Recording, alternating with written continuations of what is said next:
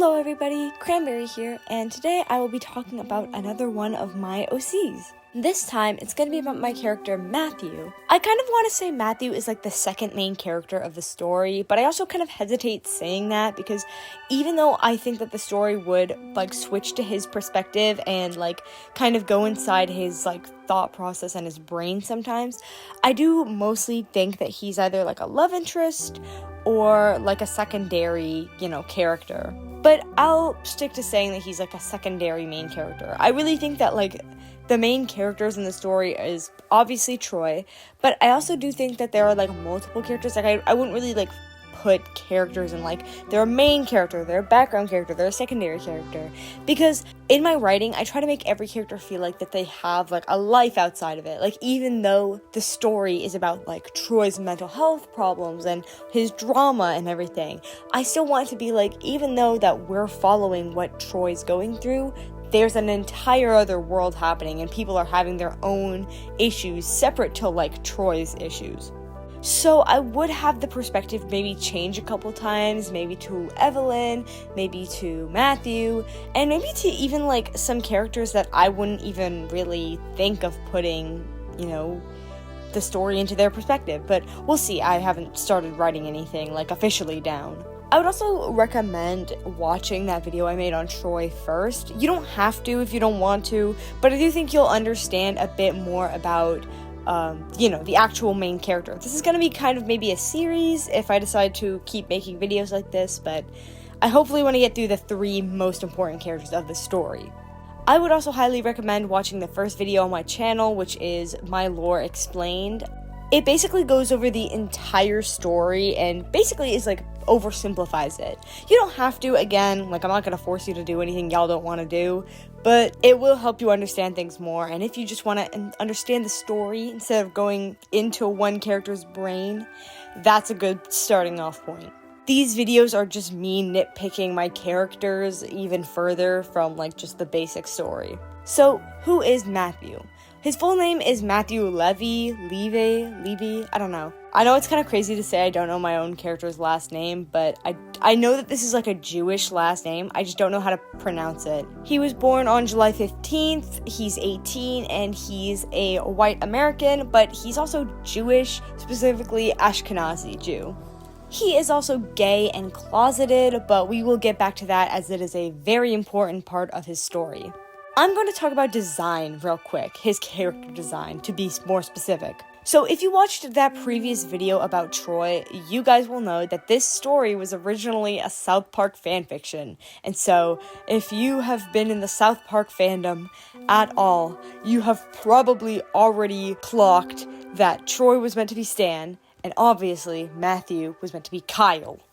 And honestly, when I was making the fanfic from, a fanfic to my own story, the decision to keep Mathew to be like ginger or make him brunette or blonde or something or whatever, give him a different hairstyle or hair color, it was really tough. I'm gonna be honest. I low-key didn't want to remove his gingerness, but then I realized like if I didn't not make him ginger, like if I kept him ginger, people would have like immediately clocked that it was South Park, and so I kind of realized like I have to make him look different if I like want to escape this fandom. I don't mean that actually, guys. I love you, South Park fandom. Never change. So I low-key kept him the like most similar to his original design. He's literally just like brunette now. I also think what's interesting about Mathew is that he isn't just based off of like a character.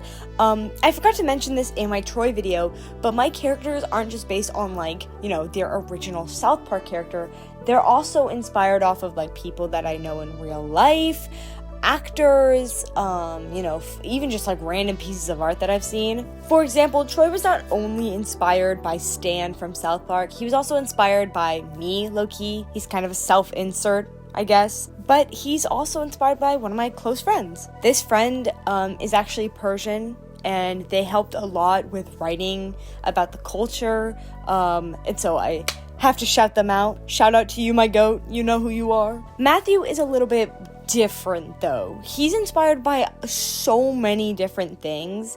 And even though I think a lot of people can say, like, oh, he still looks like your old design of Kyle from South Park, to me, the way he's written is so different because he's just like a bunch of people I know mashed into one. Mathew is loosely based off of someone who I'm not on very good terms with, someone who kind of wronged me. I'm not going to go too into it because that's not completely the internet's business, but I'm just gonna add that there. I'm only mentioning it because even though Mathew does do some shitty stuff, I didn't want to write Mathew as, like, my punching bag character. Like, I didn't want him to be, like, super duper evil because of the super other duper evil guy, you know? Like, Mathew's a regular teenager who makes mistakes, and some of those mistakes hurt people's feelings, is basically what I mean. Some other inspirations are general popular guys at my school, and also, when it comes to, like, more well-known people, Nicholas Hoult, specifically when he was in Skins, so, like, Tony Stoneham from Skins, like, Gen 1, like, totally, like, that's exactly how I would imagine, Mathew. Like, if this writing thing ever became, like, a live-action show, Dreamcast is Nicholas Hoult when he was, like, 16, give him a perm, that's Mathew, bro. Okay, so on to the actual, like, character. So, first is backstory. He has a mom, a dad, and a younger brother. They practice Reformed Judaism, which is basically, like, a really liberal form of Judaism. His parents are pretty well off. They're one of the more wealthy people who live in the town. His dad's a lawyer, and his mom co-runs a restaurant. His mom, Shayna, is pretty strict. She is a very, like, good grades, 100% kind of mom. Like, she finds out that you're missing class, your ass is getting beat. However, Mathew's dad, David, is a lot more lax. He kind of, like, goes along with what Shayna says. He agrees that, like, you know, good grades are very important, and he doesn't really argue with Shayna on, like, her parenting. He's kind of like a very I love my wife kind of guy. The house is a matriarchy. Mathew's relationship with his younger brother is pretty good. His younger brother's a lot more, like, mischievous than Mathew is. Mathew's very, like, by the book, just do what people say for him to do, just do what his mom asks him to. But his brother is very, like, I'm gonna rebel against my mom and get a rated R video game. Mathew has known Troy his entire life. Their moms are, like, best friends, basically, and their relationship is one of those friendships where it's like, they definitely do enjoy each other's company, but the foundation is just the fact that they've known each other for just a long-ass time. And growing up, it was basically Mathew and Troy against the world.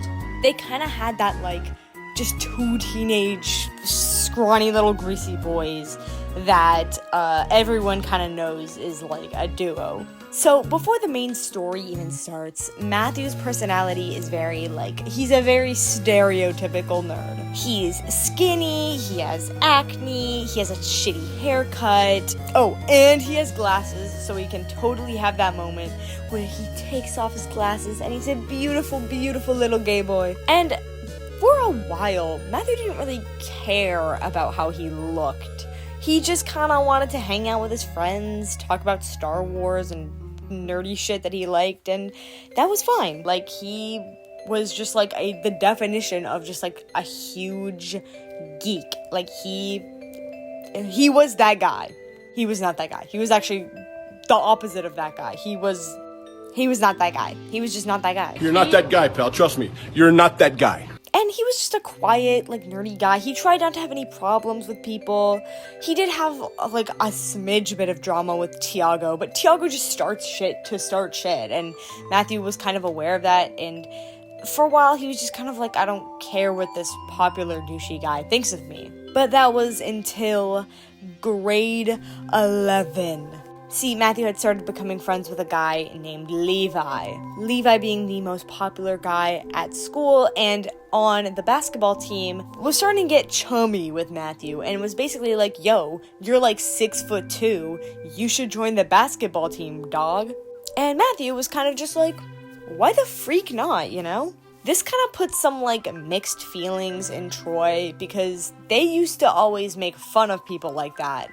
They would make fun of, like, people in sports teams and popular people, and Sure, joining a sports team doesn't make you, like, a popular guy, but by joining the basketball team, Mathew would be basically on a team and a team member of all the people that they were making fun of all the time. Plus, Troy was already not the biggest fan of Levi, so the fact that Levi was good enough friends with Mathew to ask him to join his team, it just kind of put a sour taste in his mouth.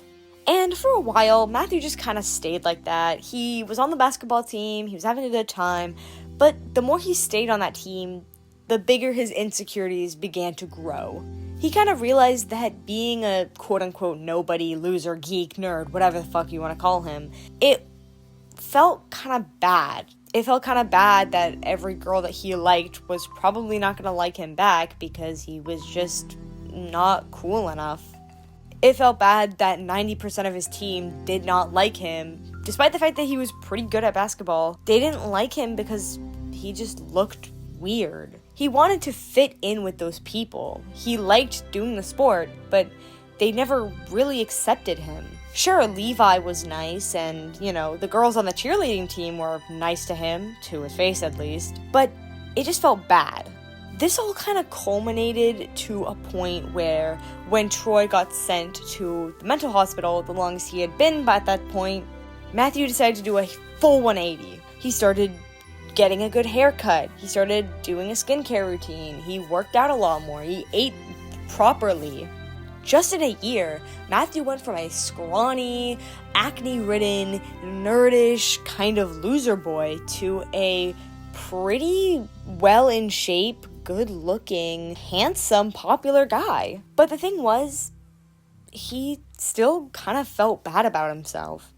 See, Tiago would continuously and still make fun of him. He'd make jokes calling Mathew gay. He'd kind of pick on Mathew for being friends with Troy because Tiago and Troy did not like each other. And it kind of felt like Mathew had to be on high alert at all times, making sure what he said or what he was going to say was okay to say. It was like whatever he expressed interest in, the popular guys would just shut it down. Mathew wants to talk about some niche indie band he found. Well, they're gonna make fun of him because of a niche indie band he found. Now, this wasn't like attempted bullying. Obviously, it kind of was. Like, they were just making fun of him for existing. But they weren't trying to make him insecure or anything. They didn't think it was actually getting to him. They were just making the kind of jokes that they would make to each other's close friends to somebody who was not properly integrated into that humor. It's kind of like how when you joke with your best friend being like, oh, you're so gay, you're such a loser, ha ha ha ha ha, but saying that to somebody who isn't aware of that kind of humor, Mathew would be completely fine if Troy jokingly called him gay, but when somebody who is way more popular, way more likable, like Tiago says it to him, it just kind of feels like he's making fun of him. When Troy finally comes back from the mental hospital, to Mathew, it doesn't feel like anything's changed, because obviously when you go through change through a long period of time, it doesn't feel like much has happened. But to Troy, he looks completely different. Mathew does care about Troy a lot. He wants him to be better and be happy, but Troy's mental issues have been a problem for a while. And at this point, with Troy returning, all Mathew can say is just lock in, dude. So straying from the main plot, I'm going to talk about his different relationships with his friends, and then maybe his romantic interests. So obviously, his best friend is Troy.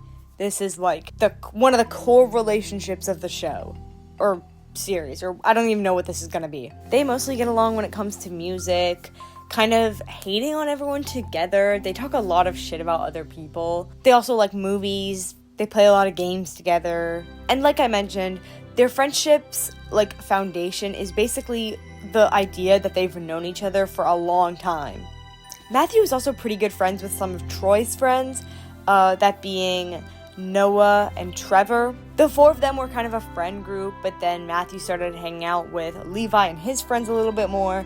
So even though Mathew is still on good terms with them and is friendly with them, they're not really hanging out a ton, Mathew kind of went to eating lunch with them every single day to just kind of smiling at them in the halls. He's also friends with Levi. Levi's pretty nice to him. They're very similar personality-wise.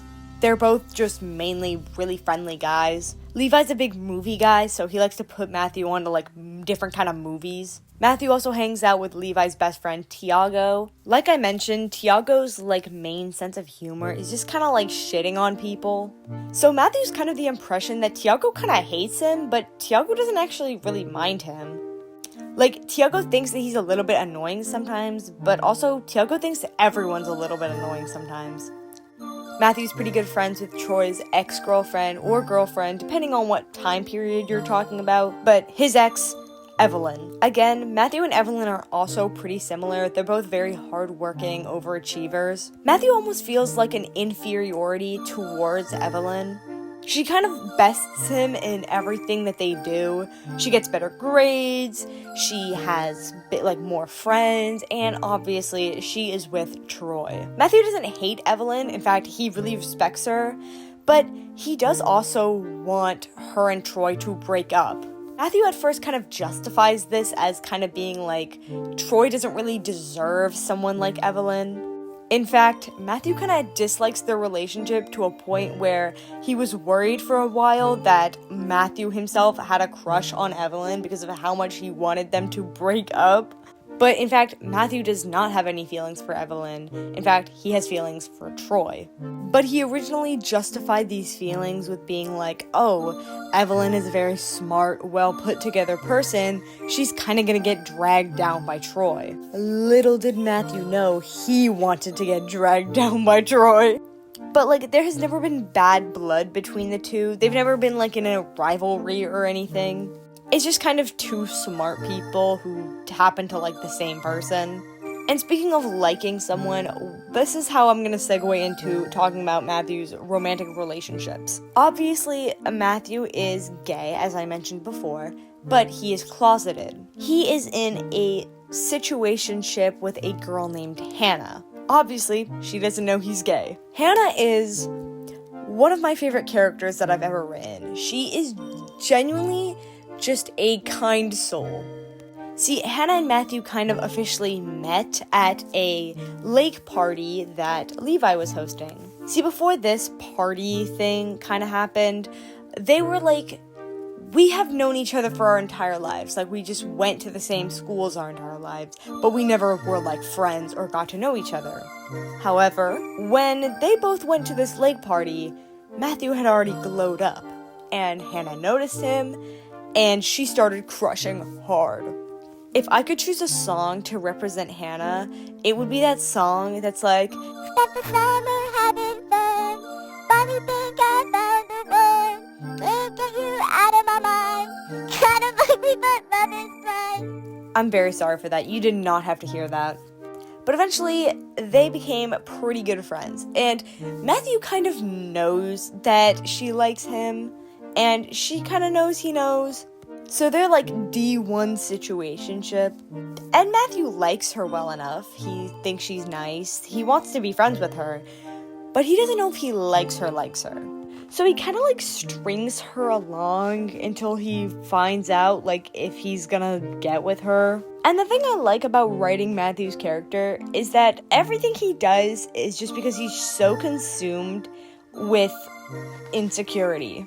Mathew's never had a girl like him. He's never really liked a girl. He's found them attractive. He knows what an attractive girl is like, but he doesn't really understand what love feels like because he never really found someone he was attracted to. He later realized this is because he's gay, but even when he realizes that he's gay, he still strings Hannah along because he wants some semblance of a quote-unquote normal life. And despite the fact that his family is actually pretty liberal, they're very accepting of gay people, he's very scared that people will reject him if he comes out as gay.